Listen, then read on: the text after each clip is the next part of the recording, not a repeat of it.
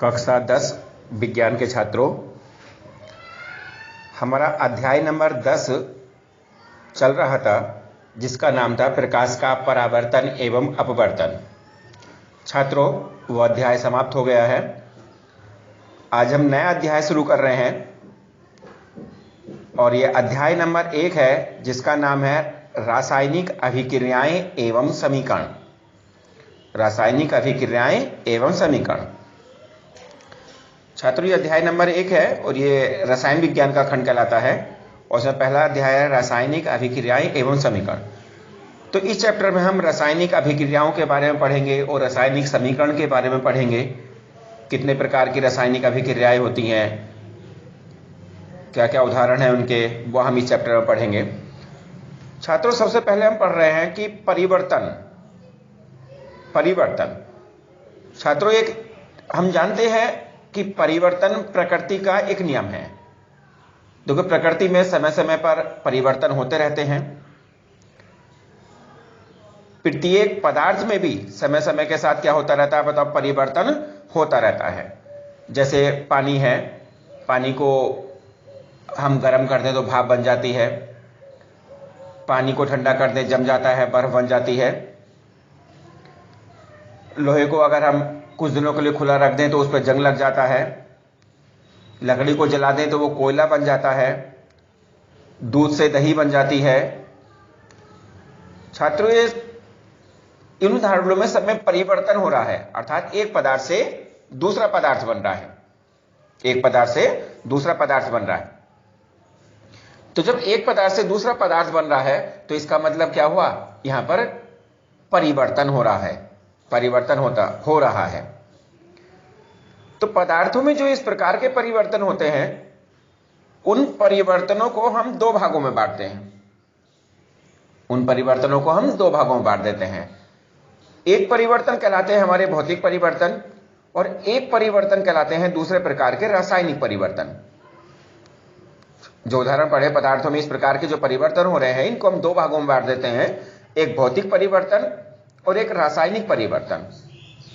अब भौतिक परिवर्तन क्या होते हैं, रासायनिक परिवर्तन कौन कौन से, उनके बारे में पढ़ रहे हैं। तो सबसे पहले पढ़ रहे हैं हम भौतिक परिवर्तन के बारे में। देखो, भौतिक परिवर्तन ऐसे परिवर्तन होते हैं जिनमें पदार्थ के भौतिक गुण जैसे आकार, रंग, अवस्था, ताप आदि अस्थायी रूप से बदल जाते हैं।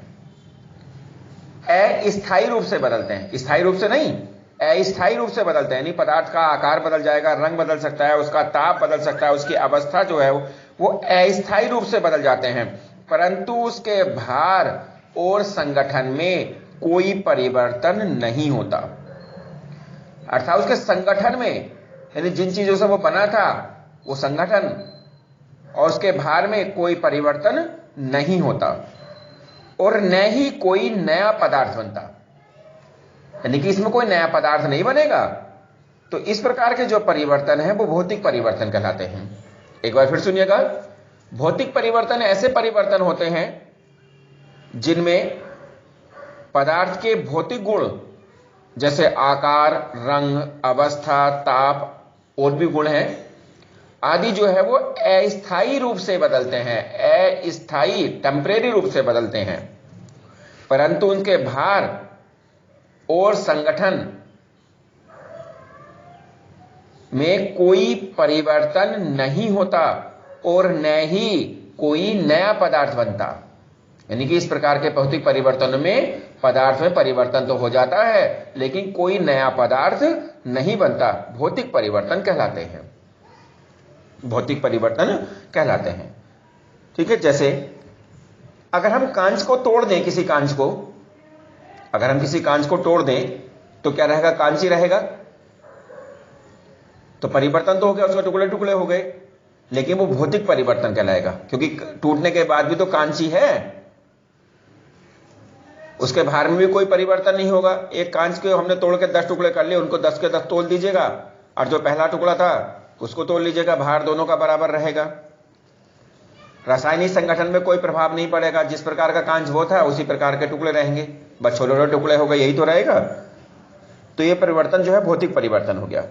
ऐसे ही अगर हम जल को जमा दें तो बर्फ बन जाएगा, तो यह भी भौतिक परिवर्तन कहलाएगा, क्योंकि जल और बर्फ दोनों का रासायनिक संगठन एक ही है, दोनों का भार एक सा रहेगा। मान लीजिएगा हमने 1 किलो पानी जमाया तो बर्फ भी जो है वो 1 किलो ही बनेगी। तो अवस्था ये अस्थायी रूप से बदल गई पानी की। पानी से जो है क्या बन गया, बताइए, जल बन गया। अगर हम जल को, बर्फ को गर्म कर दें तो क्या बन जाएगा, बस उतना ही पानी बन जाएगा।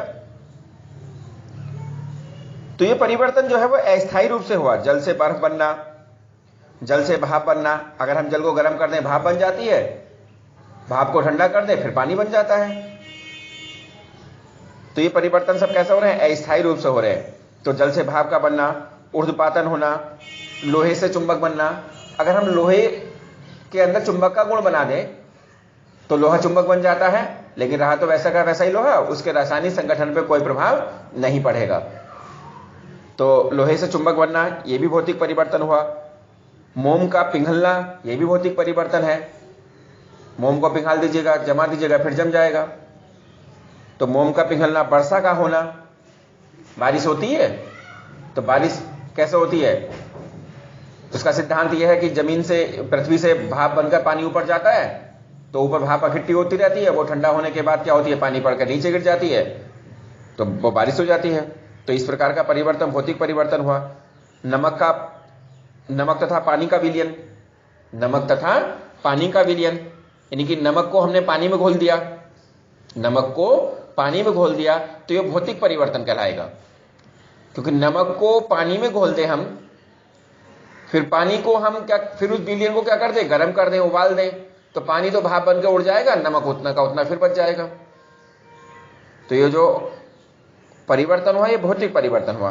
बल्ब का जलना, ये भी भौतिक परिवर्तन है, क्योंकि जब बल्ब में करंट जाता है तो बल्ब जल जाता है, गर्म हो जाता है उसका एलिमेंट। लाइट, करंट चला जाता है तो बल्ब बंद हो जाता है जलना, तो बल्ब के एलिमेंट पर कोई प्रभाव नहीं पड़ता, उसके वजन पे, उसके भार पर, उसके संगठन पे कोई प्रभाव नहीं पड़ता। जैसा एलिमेंट पहले था जलने से पहले, जलने के बाद भी वैसा का वैसा ही रहेगा।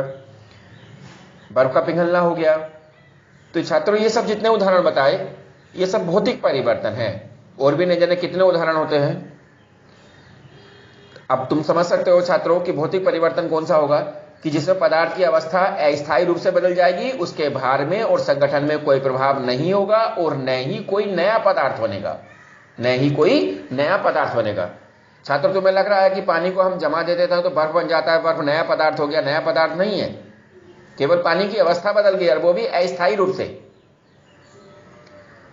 पानी का संगठन भी वही है और बर्फ का संगठन भी वही है। तो यह परिवर्तन जो है वो भौतिक परिवर्तन कहलाएगा। तो इस प्रकार के जो परिवर्तन होते हैं छात्रों, वो भौतिक परिवर्तन कहलाते हैं। एक बार फिर सुन लीजिएगा, भौतिक परिवर्तन में पदार्थ की अवस्था अस्थायी रूप से बदल जाती है, उसके भौतिक गुण बदल जाते हैं, अस्थायी रूप से बदल जाते हैं, उनके भार और संगठन में कोई प्रभाव नहीं पड़ता, कोई परिवर्तन नहीं होता, और न ही कोई नया पदार्थ बनता है। तो इस प्रकार के परिवर्तन भौतिक परिवर्तन कहलाते हैं।